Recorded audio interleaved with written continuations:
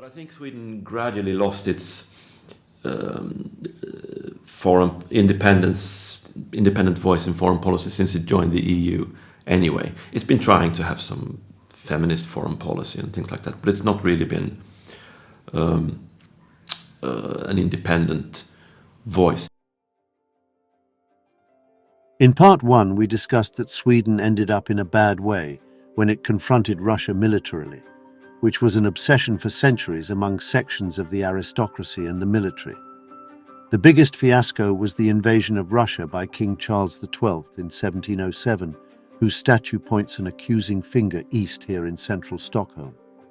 A century before Napoleon's failed invasion of Russia, 2 centuries before Hitler's failed invasion of Russia, there was the Swedish invasion of Russia, which was also a total failure.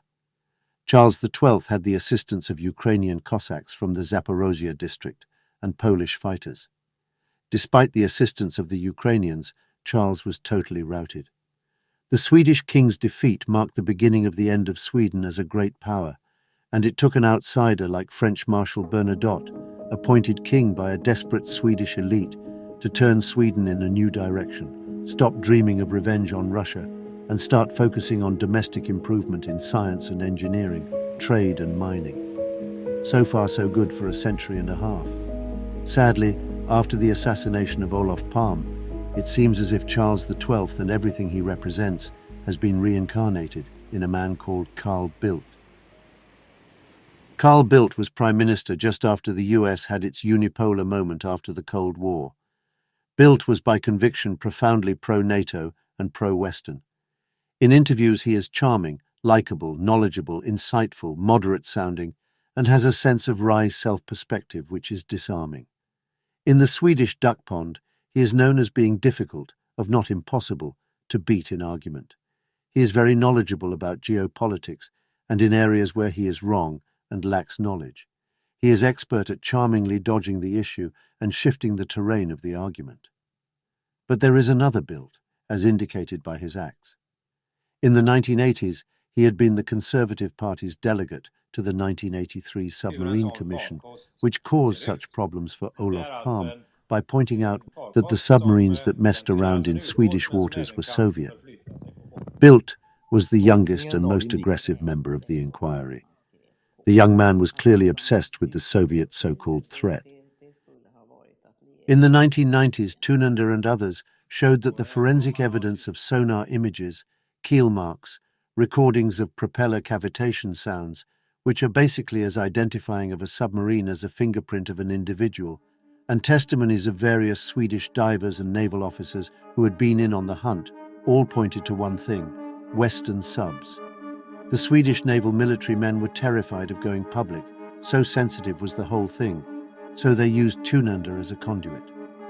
Much of the public was convinced by these new arguments, and Thunander appeared in many documentaries and wrote many op-eds. Bildt shrugged it off.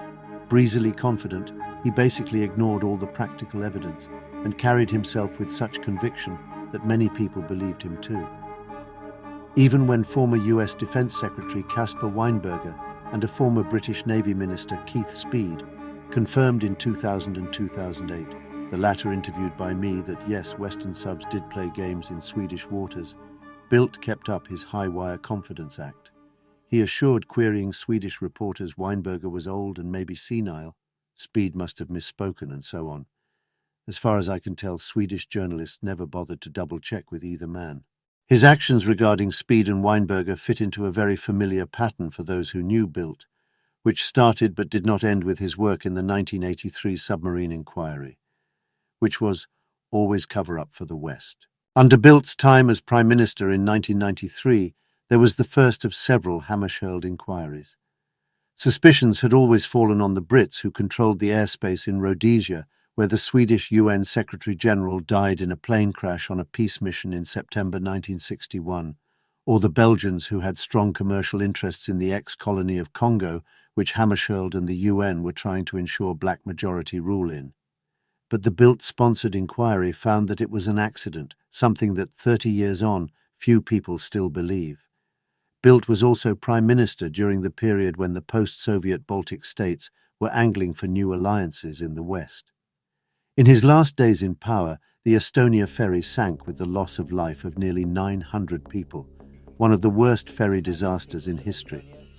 Swedish television's premier investigative program found that the Bildt government had apparently used the civilian luxury ferry, trafficking the Stockholm to Tallinn route, as a human shield for Swedish intelligence officers, bringing top-secret high technology the Russians had left behind when they pulled out of the Baltic states.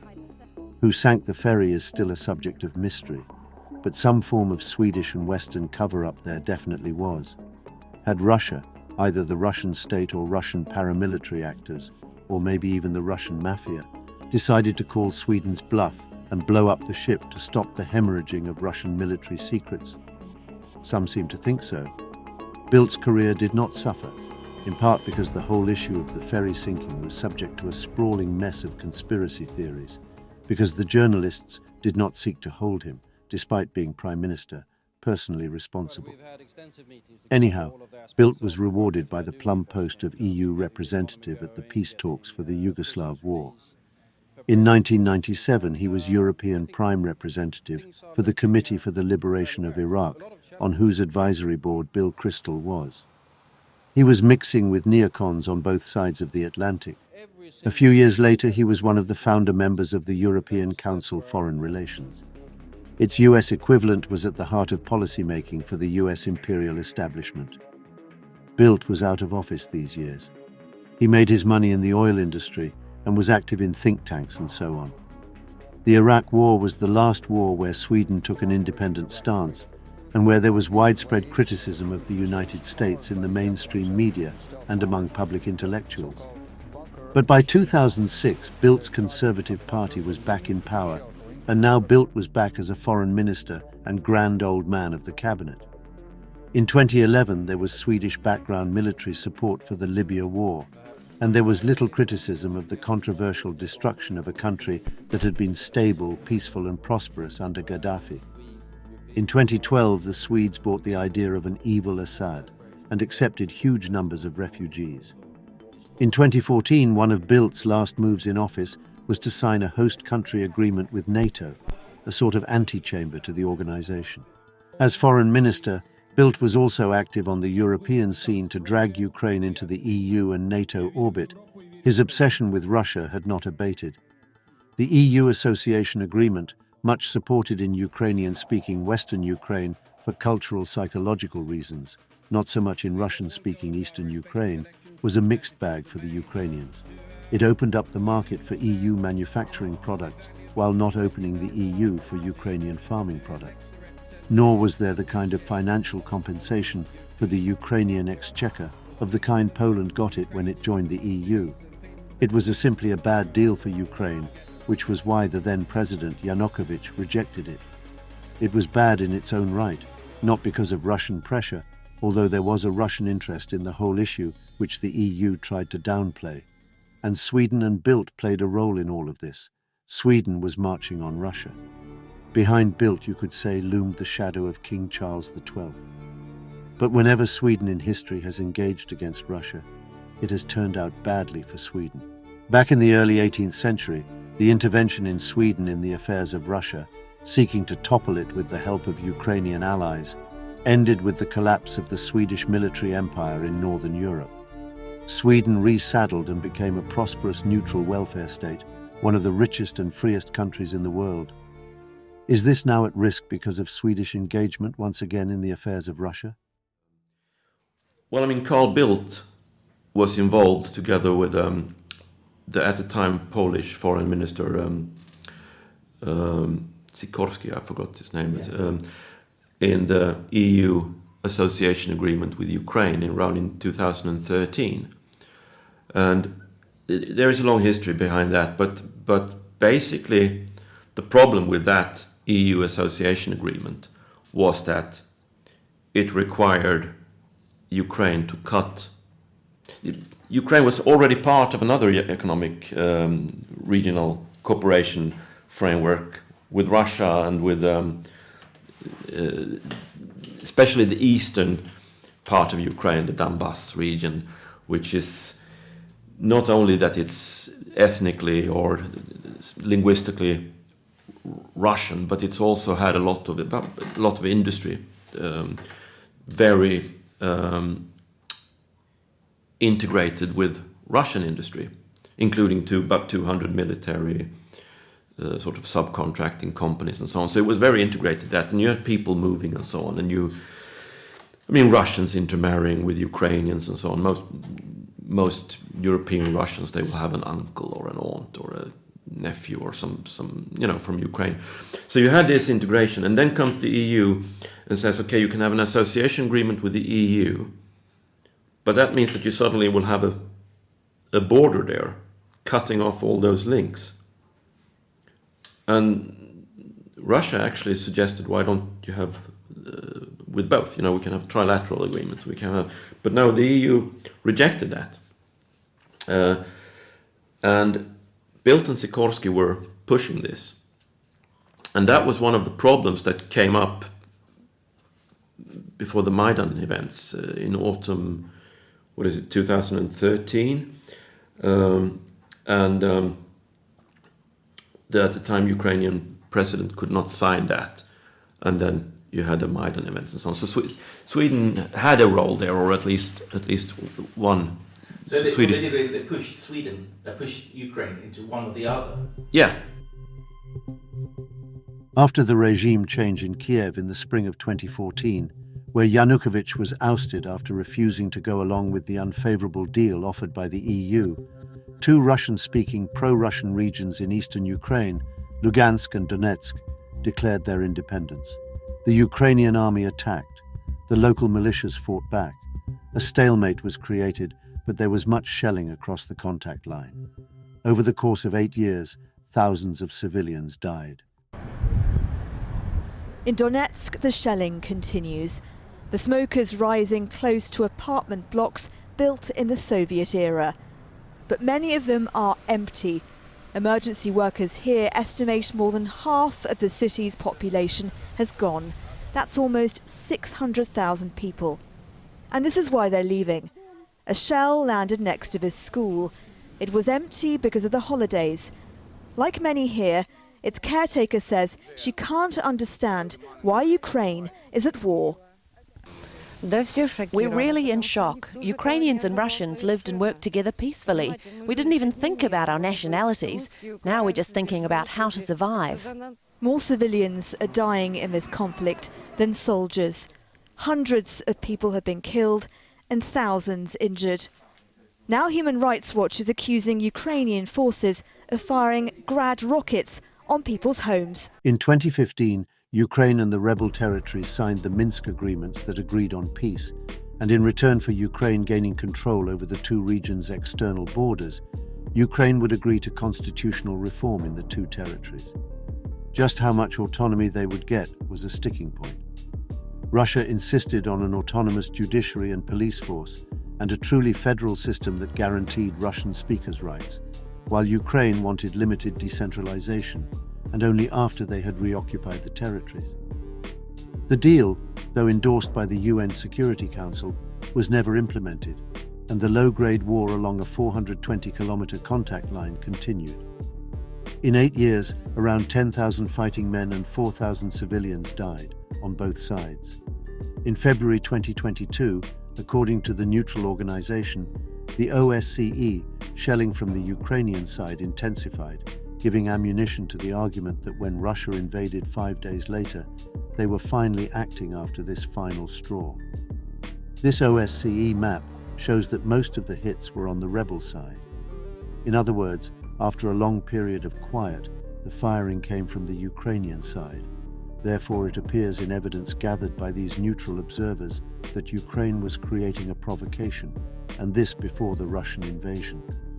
The invasion, wise or not, has to be taken into the context of 10 years of British and American media campaigns against the Russians and the poor credibility the West had in Russian circles because of the West's past record of regime change.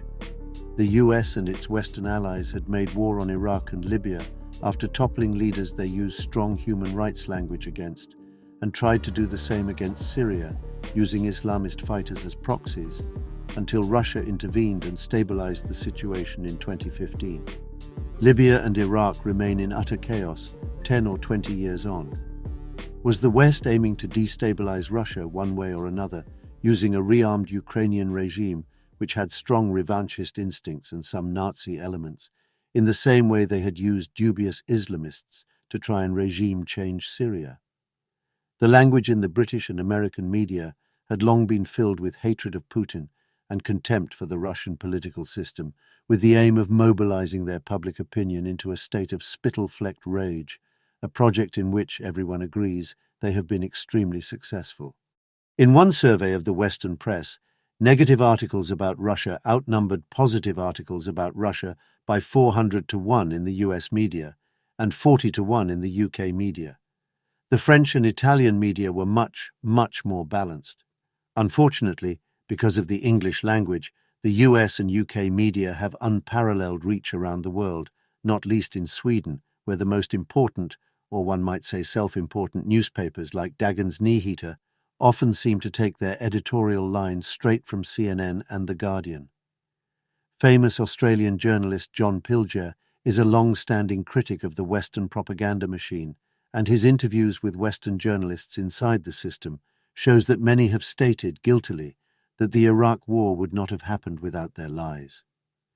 Since the media paint as lurid a portrait of Putin's Russia as they do of Saddam's Iraq, maybe the Russians could be forgiven for thinking the West is coming for Russia too, given the coverage.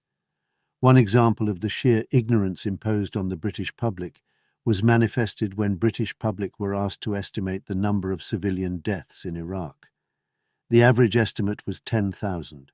That was 99% lower than the actual death toll of the American invasion, 1 million. It is a small crowd at the top of Western journalism. The anti-Russian drumbeaters at the Washington Post are often the very same people who claimed weapons of mass destruction were hard facts. These are all arguments that might have been aired in Sweden if the country had had the objectivity and independence of mind it had had in the years of its greatest freedom and prosperity. For all its faults, America has a lot of dissent on the Ukraine issue. Sweden, with few exceptions, does not. One free thinker is Jens, a Swedish academic in international affairs whose views are shared by very few colleagues or students. Do you think Putin is Hitler? No, of course not. It's a crazy idea. Do the students you teach think Putin is Hitler? I think there is a narrative that Putin is a dictator, that Putin is running the show in Russia, and if we only get rid of him, there'll be some sort of liberal revolution in Russia. There are all these misconceptions about what Russia is. I think there's a fictional Russia that we have in the West as a boogeyman. How many of your academic colleagues in Lund think Putin is Hitler? I don't know, but I think you cannot really have a serious discussion in Sweden about this. In the West, and different people have different opinions, but I think the mainstream view that's coming out of Washington and in the media is trying to impose the model of World War II, a sort of Hitler-like expansionist. And unfortunately, there are even some who refer to Mr. Putin as the new Hitler or whatever. And this is, I would call, shoehorning a past event into a current event into a past model. Some people would refer to it as a Procrustean bed.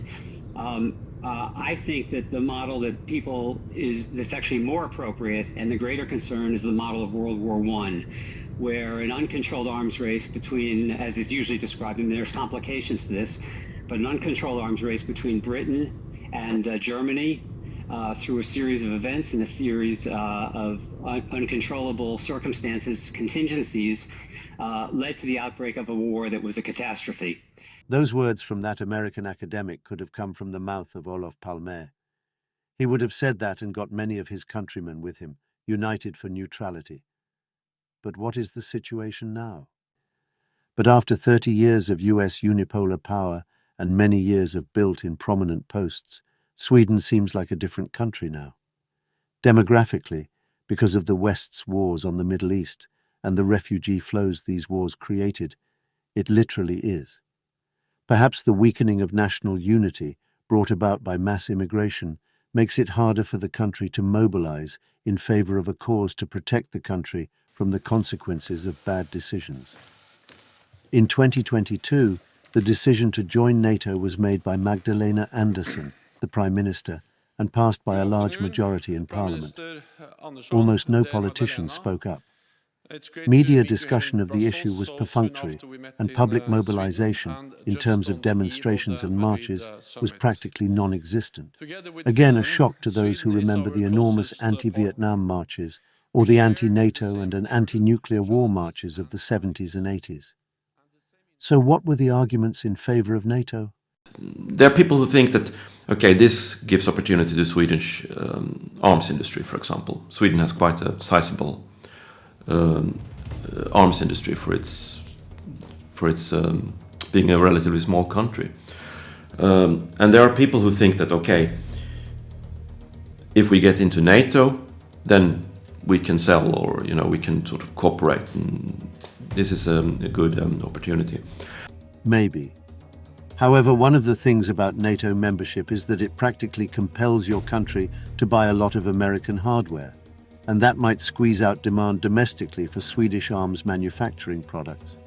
So there is no gain there, even in the area Swedish activists for NATO claim. There are other losses too. Sweden has lost its status as a peace broker, something which earned the country prestige and respect around the world for decades. And you can see that if you go back 30, 40 years, Sweden and Norway were the countries that negotiated, could negotiate and mediate between different in conflicts in international relations and so on. Today it's Turkey or some Arab state or so negotiating thinks it's not Sweden or Norway anymore. Moreover, it has turned itself into a target. Sweden's economy is suffering. The premise of the gigantic sanctions packages imposed by the EU was that the Russian economy would be cratered, and so if Sweden joined NATO, Russia would be so weakened it would not be a threat. For years, the Anglo media have been selling the idea that Russia was a gas station with nukes, with an economy the size of the Netherlands. So if you look at countries that they compare Russian GDP with, those countries, they don't run satellites with their own GPS system. Those countries don't have rockets going up to international space stations. They don't have their own. So if you look at real economy, and I think that's one of the problems, that we have started to believe in fiction. So the conflict now we see is Ukraine and Russia and so on, but the real conflict is actually between competing capitalisms. It's finance capitalism of the West against industrial capitalism of China, and Russia is part of that, but China is the real big competitor there. And the GDP is measuring, when you have the so-called FIRE sector, the finance and real estate and insurance, being calculated into the GDP, you get all these pumped figures. And you get the pumped figures for how much military spending NATO is doing and how much military spending Russia is doing. So look, we're spending 10 times more. Our army must be 10 times bigger or better. Look, we have a GDP which is this much bigger, so sanctions must crush them, But there is this, it's almost like a joke that you can say, if you take a chewing gum and you chew it for a bit, and you sell it to, you sell it and you sell it again and somebody else sell it, and maybe you insure it, put up an insurance on that chewing gum, and then it sells it around, and then you buy it back. That has added to the GDP. So it boosts the GDP figures, but nothing is produced except an old chewing gum. After the first rounds of sanctions, European leaders mulling the situation and Sweden mulling entry probably believed that an already weak Russian economy, a so-called gas station with nukes, would become even weaker. Either the Swedes and other Europeans were lied to by Washington and London, or Washington and London were just honestly mistaken in their analysis. What if Sweden somehow withdrew its application, now that Turkey and Hungary are stalling on Swedish membership? It could be tricky to get this done. There is a problem with public opinion. In addition to the lies about Russian weakness, There is the war propaganda that seeks to appeal to the public's morality, with exaggerations of Russian atrocities, as well as giving an incomplete picture of the war's causes. Atrocities occur in war, but there is no context, almost nothing on the 20 years of humiliation and goading and broken agreement by the West that led to the crisis. The Swedish media quote the British Ministry of Defence on a daily basis, seemingly blissfully unaware that in so doing they are promoting completely the British line, which pushes a very simple storyline of wicked, barbaric Russians who commit nothing but rapes and kidnappings. Since moral arguments carry high value in Sweden, the Swedish political debate seems to have completely lost the sense of realism towards the great eastern neighbour that was always present in politicians of PALME's generation. Leading analysts in the Swedish military, the spiritual heirs of the officers who collaborated with the West behind PALME's back, go so far in their flight from realism they even seem to be keen to fight a war with Russia, a war they think the West can win. In my previous films, I focused on extremism in Islam and in modern feminism. Now I realize the worst extremism can be found in the Swedish General Staff and in the Swedish Defence Research Agency, also known by its initials FOI. One of the most important networks in Sweden when it comes to defense policy, it's this Folk och Försvar. Yeah. They have this meetings, and you had this supposedly Russia specialist woman who made a speech, and she started the speech with saying, can we have a peaceful coexistence with Russia? And she said the answer is no, and you have an applause. And then now I'm going to explain why we can't, and then you have applause. And I think this is actually really, really troubling, because here you have people who have the influence to make policy claiming that you cannot have peaceful coexistence with Russia. So what do we want to have then? Should we have war with Russia? You want to have war with a nuclear power. You want to have war with Russia. I have to say that if you think that, then you are, it's not just security and geopolitical illiteracy, it's a form of insanity. Just nu i Ryssland ser vi allt mer totalitära drag. Ryssland är på väg i en neostalinistisk bana.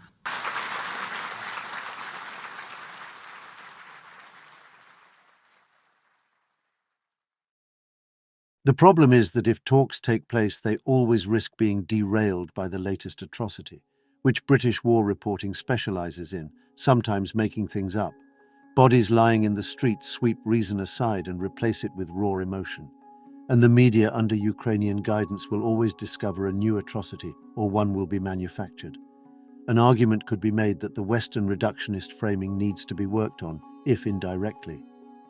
There is much more to the truth than tropes about unjustified invasion and its concomitant atrocities, which strips away the complex issues of the various causes that led to the war.